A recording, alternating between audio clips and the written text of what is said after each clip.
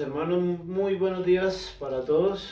Sean bienvenidos a este lugar de adoración, quienes están acá físicamente, quienes nos ven a través de las redes sociales, quienes están conectados por Meet, sean bienvenidos también. Y dando gracias al Señor una vez más por ese privilegio que nos da de poder estar reunidos nuevamente en su nombre y para su gloria y para su honra, ¿no? En obediencia también a su palabra, como está escrito que cada primer día de la semana los discípulos se reunían para partir el pan, para compartir la palabra de Dios, y es algo que vemos claramente en la palabra de Dios y que en obediencia a Dios también lo seguimos haciendo domingo a domingo. Así que gloria a Dios por eso. Agradecer por la presencia de cada uno de ustedes también, por el tiempo que le dedican al Señor, porque es una bendición, hermanos. Dios nos permite hacer tantas cosas durante el transcurso de la semana y llega el domingo y lo menos que podemos hacer es dedicarle una horita a Él para alabarlo, para exaltarlo y para escuchar su palabra, ¿no?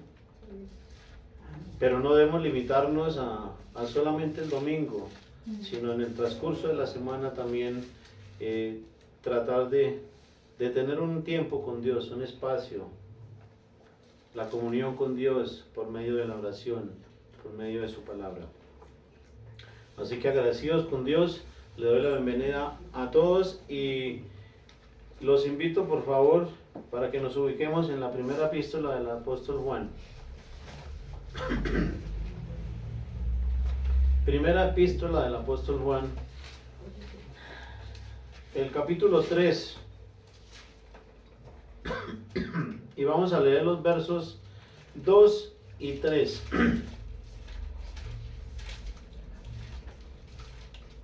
Si alguno de mis hermanos quiere darle lectura, por favor, quienes podamos, pongámonos de pie para dar lectura a la palabra de Dios. ¿Quién se anima a leerlo? Primera de Juan, capítulo 3, del verso 2 al 3.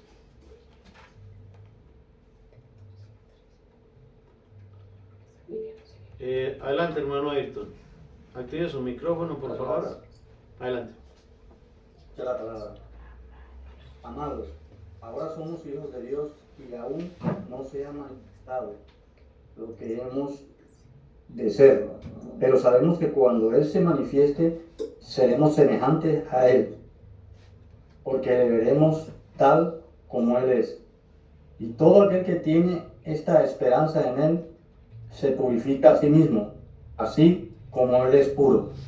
Amén. Amén, gloria a Dios. Vamos a orar y vamos a poner este sermón en manos del Señor. Señor y Dios y Padre de la gloria, te agradecemos y ponemos esta tu palabra, Señor, en tus manos para que cumpla el efecto, Señor, el propósito con el que tú la envías, Señor. Ayúdanos a disponer nuestros corazones, nuestro espíritu y todo nuestro ser, Señor, para escucharla con humildad, con atención, Señor. Ayúdanos a estar atentos, Señor, a tu palabra, Señor. Gracias por el privilegio que me das, Señor, de exponer tu palabra, Señor. Y al mismo tiempo, Señor, te pido para que me ayudes cada día a hacerlo con responsabilidad, Señor. Hacerlo de una manera pronta, Señor. Porque es tu palabra, Señor, la que predicamos. Bendice a cada uno de los oyentes el día de hoy, Señor, y que tu Santo Espíritu sea dándonos convicción de tu verdad, de tu palabra. En el nombre de Jesús, amén. Amén. Bueno, ya podemos sentarnos.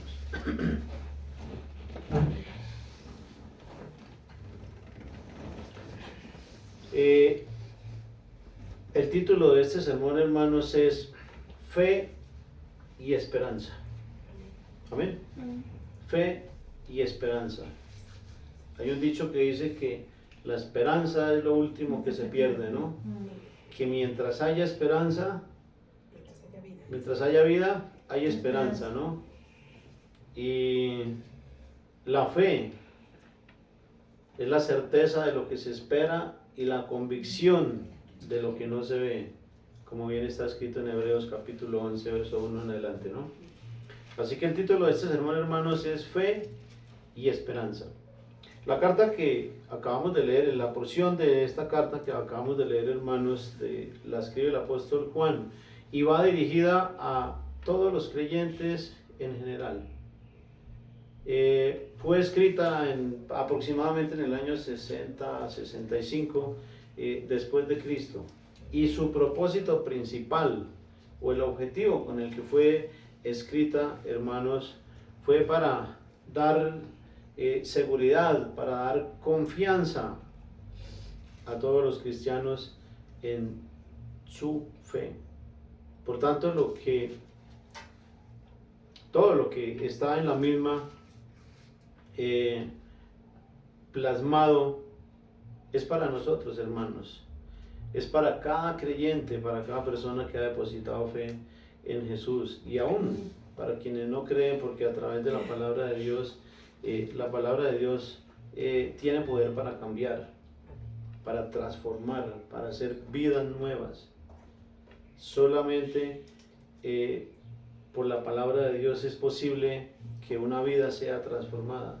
No hay ningún mérito en quien la expone ni en quien la predica. Alguna vez alguien decía, es que no quiero que convierta a mi esposa. Alguien me decía, pero ¿qué mérito hay en mí para yo poder hacer eso? Ni teniendo una varita mágica podría uno convertir a unos y a otros, ¿no? Eso es algo que solo le pertenece a cada persona. Dios nos guía al arrepentimiento, nos da convicción de pecado, y cada persona tiene que tomar la decisión de convertirse, porque es un mandato de Dios. Que cada persona se debe convertir, ¿no? El pasaje del apóstol Juan comienza con una expresión, con una palabra que demuestra cariño hacia sus hermanos, porque va dirigida a los hermanos, donde dice amados. Esta expresión me recuerda mucho la manera en que el apóstol Pablo también se dirige a los hermanos, ¿no? O la manera en que el apóstol Pedro se dirige a los hermanos: hijitos míos, amados, hermanos, ¿sí? Entonces eso demuestra la fraternidad, eso demuestra el cariño, eso demuestra el amor por la familia de la fe, por la familia de Dios, ¿no? Seguido de eso, nos encontramos con una afirmación veraz y sincera, que conlleva un grado de bastante alegría, me atrevo a decirlo así, ¿no? Y que genera confianza y que genera seguridad también, ¿no? Ahora somos hijos de Dios. Es una expresión bastante maravillosa, porque el ser hijos de Dios, hermanos, es un privilegio grandísimo. Es un privilegio. Es uno de los más altos honores que seamos llamados hijos de Dios. Es uno de los más altos honores para una persona, el ser llamado hijo de Dios. Amén.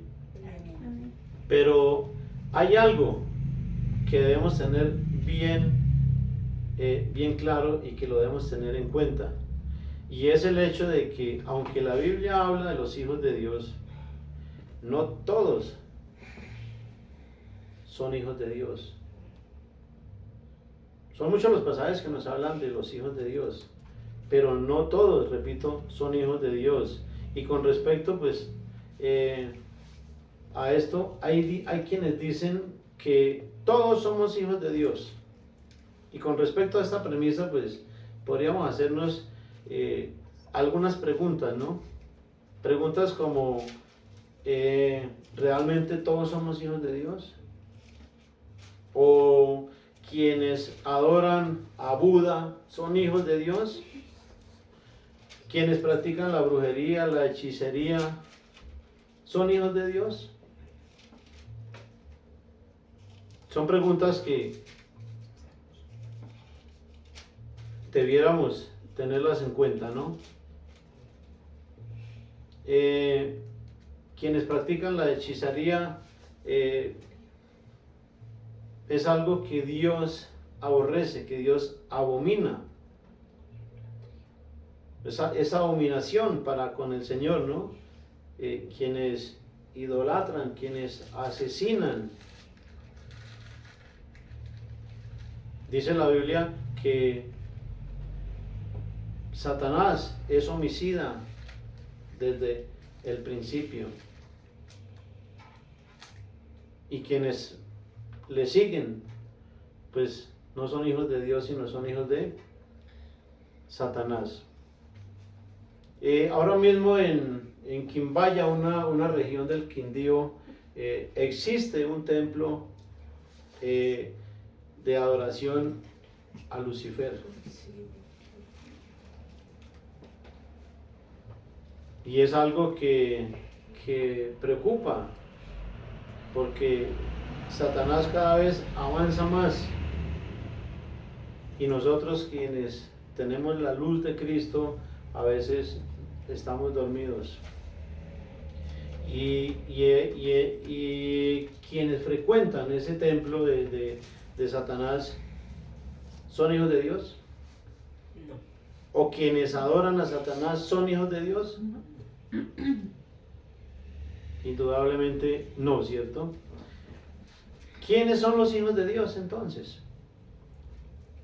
Y ese es el primer punto que quiero tratar de este pasaje que acabamos de leer como texto base, hermanos. ¿Quiénes son los hijos de Dios? El Evangelio de Juan,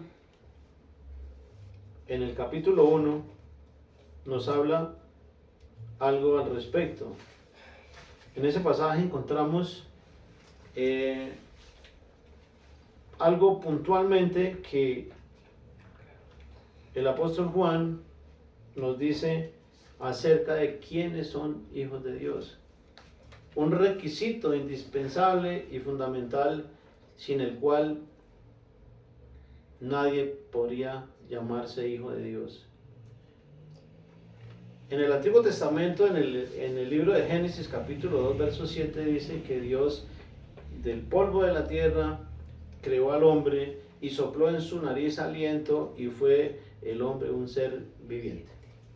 Un ser viviente como cualquier otro. Y cuando llegamos al Evangelio de Juan, el apóstol Juan dice, verso 11 en adelante, dice, a lo suyo vino y los suyos no le recibieron, mas a todos los que le recibieron, la palabra recibir significa creer, o sea, recibió, creyó, mas a todos los que le recibieron, a los que creen en su nombre, es decir, a quienes depositan fe en nuestro Señor Jesucristo, les dio potestad, o sea, les dio el privilegio, el derecho de ser hechos hijos de Dios. De manera que si una persona no ha depositado fe en Jesús, no se ha arrepentido, no podrá llamarse hijo de Dios. Así el Papa diga que todos somos hijos de Dios. Porque lo que el hombre dice, si lo que el hombre dice no concuerda con lo que la Biblia dice, pues simplemente yo prefiero creerle a Dios. Y sigue diciendo, dando algunas características en el verso 13. Dice, los cuales no son engendrados de sangre, ni de voluntad de carne, ni de voluntad de varón, sino de Dios. Es decir, que son engendrados por Dios, por medio de la fe en nuestro Señor Jesucristo. Y pasamos a ser hijos adoptivos. En Romanos capítulo 8, verso 14 dice: porque todos los que son guiados por el Espíritu de Dios, estos son los hijos de Dios. Recordemos que cuando depositamos fe en nuestro Señor Jesucristo, el Espíritu Santo viene a morar en esa persona creyente, ¿no? En la persona que ha depositado fe, y es el mismo Espíritu quien le guía.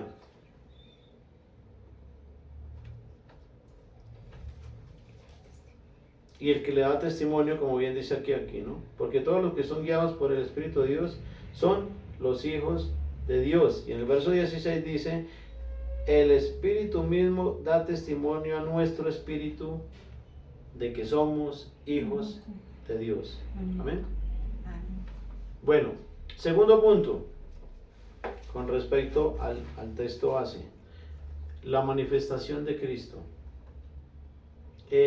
Como creyentes, hermanos, como hijos de Dios, esa es nuestra esperanza,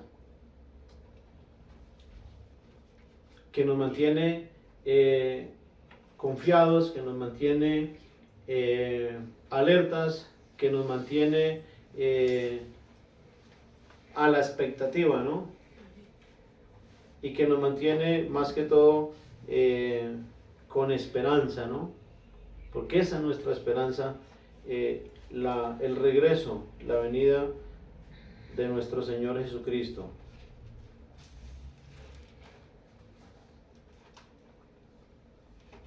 El apóstol Pablo dice que Cristo, en muchos de las epístolas del apóstol Pablo, nos habla de la venida de Cristo. En muchas de las cartas del apóstol Pablo, pero para que Cristo regrese, primero tuvo que haber muerto, haber nacido, haber muerto y haber resucitado. Y la Biblia nos habla claramente de la resurrección de nuestro Señor Jesucristo. Y escribe en 1 Corintios capítulo 15 que si Cristo no resucitó, vana es entonces nuestra predicación y vana sería nuestra fe. De todos los profetas que se han levantado y que se habla hasta el día de hoy de las diferentes denominaciones y religiones, el único que ha resucitado es nuestro Señor Jesucristo. Y hay evidencias, hay muchas evidencias que nos dan confianza acerca de la resurrección de nuestro Señor Jesucristo. Evidencias científicas, arqueológicas,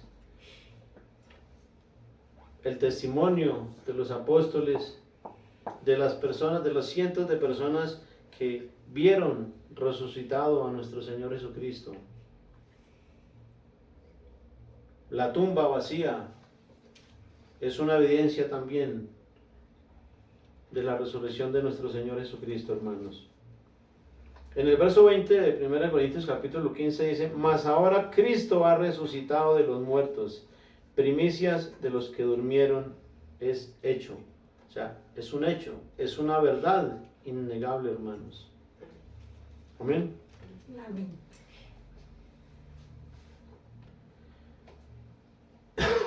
Mateo capítulo 24, del verso 29 al 30.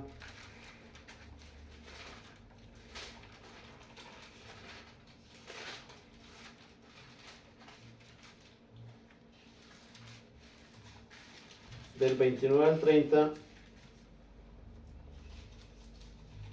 se nos habla de la venida de Cristo.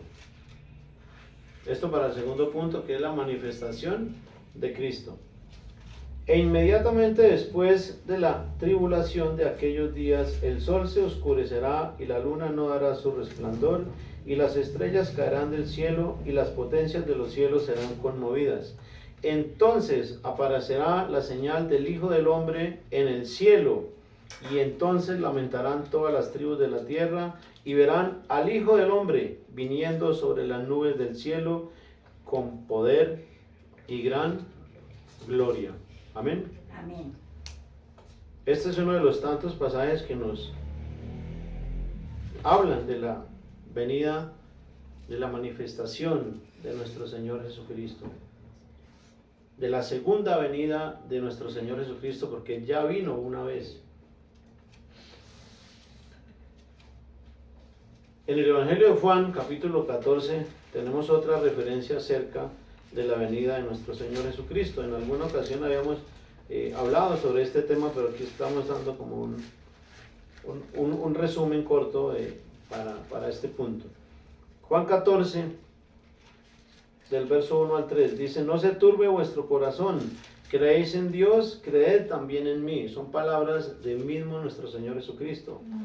Creéis en Dios, creed también en mí. En la casa de mi Padre muchas moradas hay.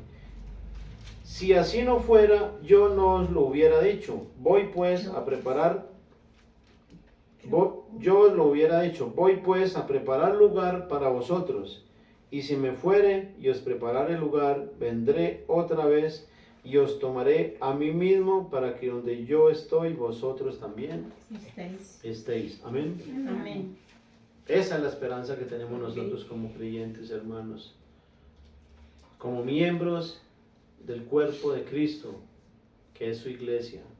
La esperanza de la venida de nuestro Señor Jesucristo, de su segunda venida. Tercer punto. El tercer punto le he puesto glorificación, y ya vamos a ver por qué. Tercer punto, glorificación. Una vez nuestro Señor Jesucristo se manifieste, regrese por su iglesia, dice la Escritura, y bien leíamos aquí en el pasaje base, que seremos semejantes a Él y que le veremos tal como Él es, y que seremos transformados también. 1 Corintios capítulo 15, verso 51 dice: he aquí os digo un misterio, no todos dormiremos, pero todos seremos transformados. En Romanos capítulo 8, verso 16 al 17 también está escrito. Dice: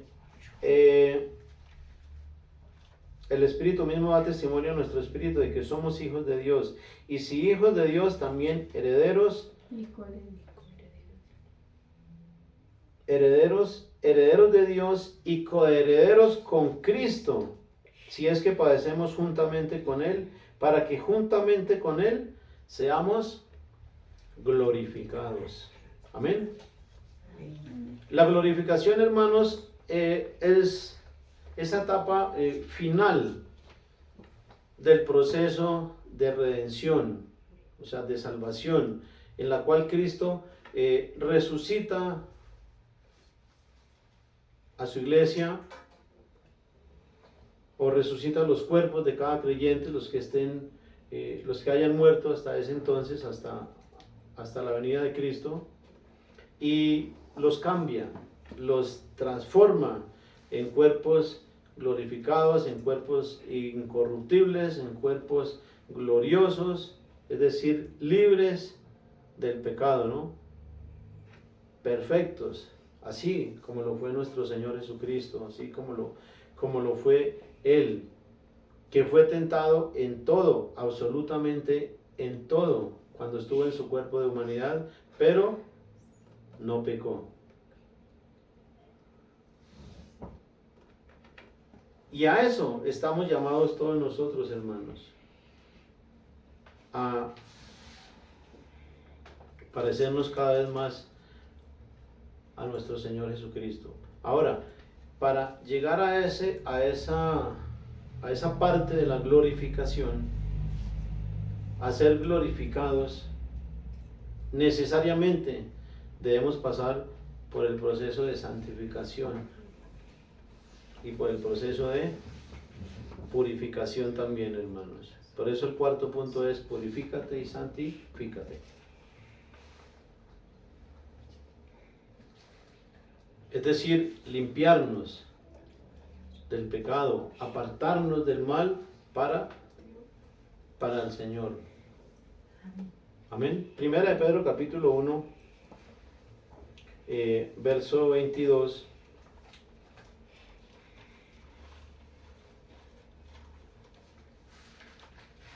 Primera de Pedro capítulo 1, verso 22, escribe algo al respecto.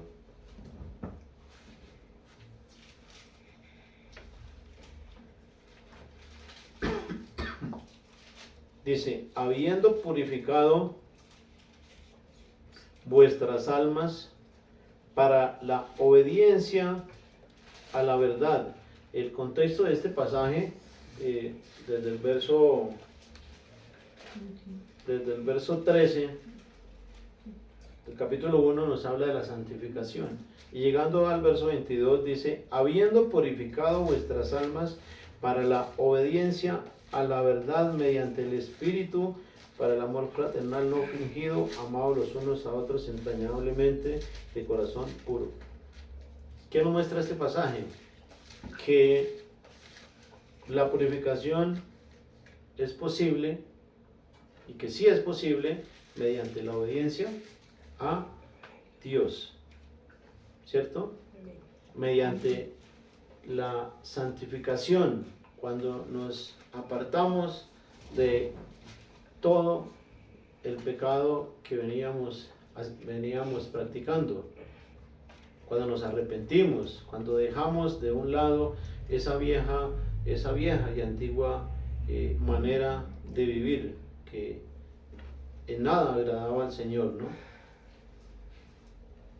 Santiago capítulo 4, verso 8 nos habla algo al respecto también. Santiago capítulo 4, verso 8. Dice: acercaos a Dios y Él se acercará a vosotros.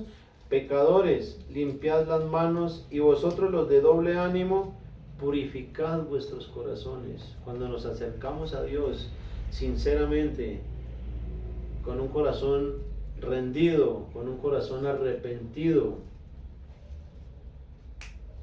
Dios nos ayuda, ¿no?, a limpiarnos, y nos ayuda también a purificarnos, ¿no? A purificarnos para Dios. Pablo le dice a Timoteo que no persistas sino que no participen en los pecados ajenos, y le dice: consérvate puro.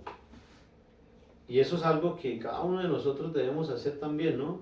Tratar de conservarnos puros, de no participar de las obras infructuosas de las tinieblas, es decir, del pecado, ¿no? O de lo que no esté conforme a la voluntad de Dios.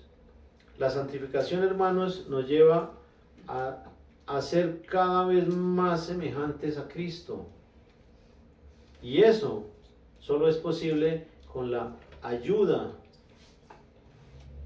del Espíritu Santo, con la ayuda de la obra del Espíritu Santo, hermanos, quien nos ayuda en ese proceso de santificación, que es santificado, es apartado, santo, apartado para Dios. No es ese santo que le ponen velitas y lo alumbran y lo ponen en una urna de cristal, no, porque eso se llama idolatría. Y eso Dios lo aborrece. Santo es apartado, santificado para Dios. Amén. Por eso, en muchos de los pasajes, en muchas de las epístolas del apóstol Pablo, el apóstol Pablo comienza: a los santos de la iglesia en tal, a los santificados de la iglesia tal, etcétera, ¿no? Refiriéndose a los miembros de la iglesia, ¿no? Alguien contaba una anécdota en alguna vez que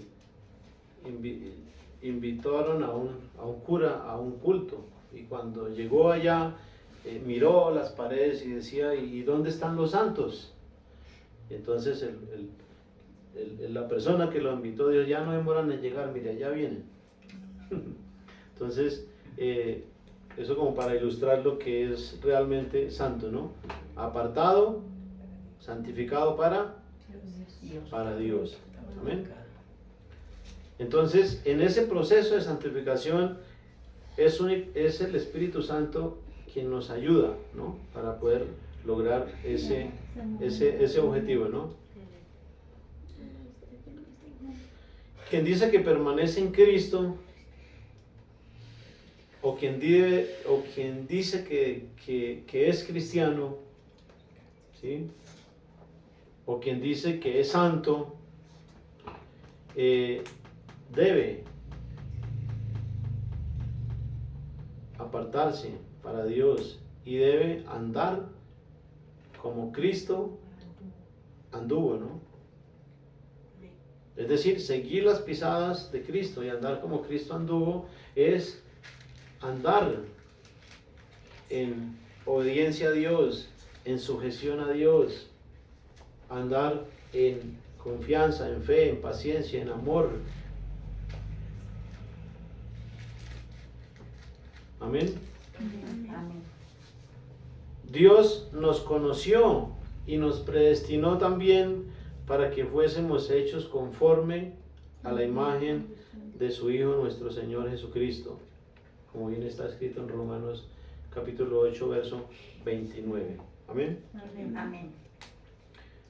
Con este conocimiento que tenemos, hermanos, con esa esperanza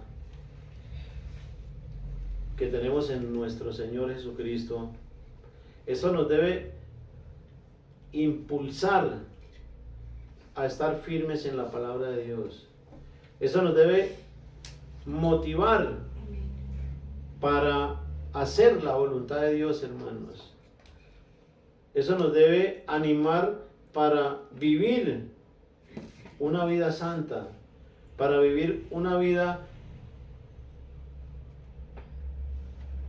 de cara a la palabra de Dios, para vivir una vida conforme a la voluntad de Dios, hermanos.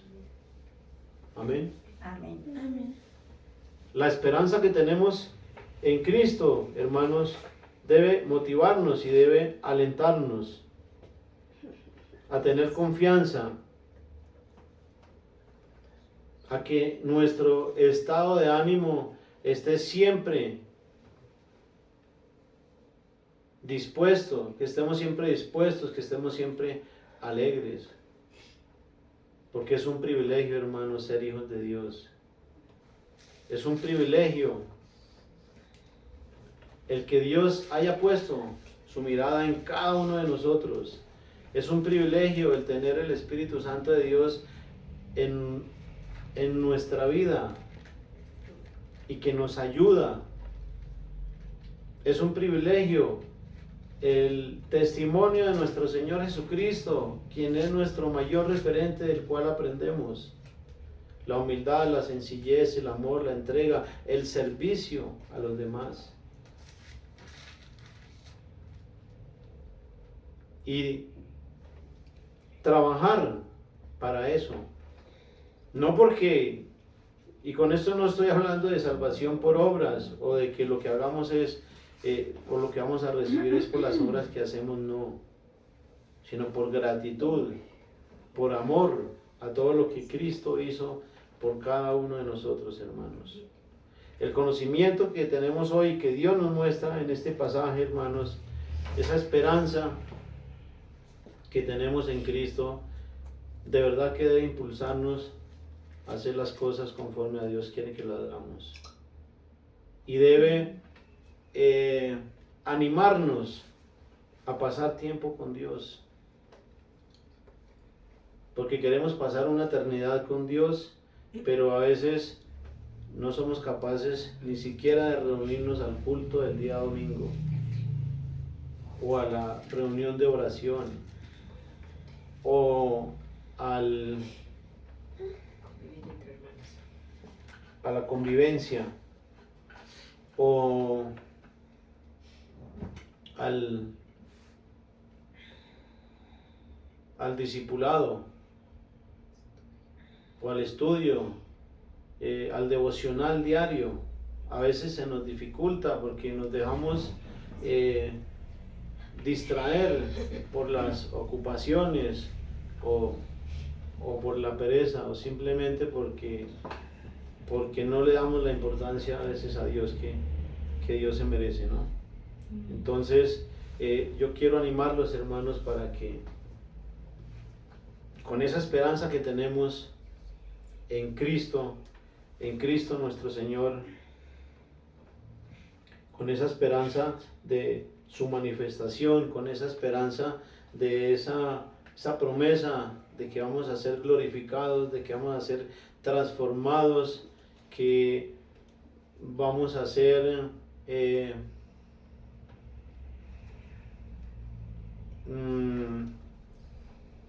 que vamos a estar con Cristo,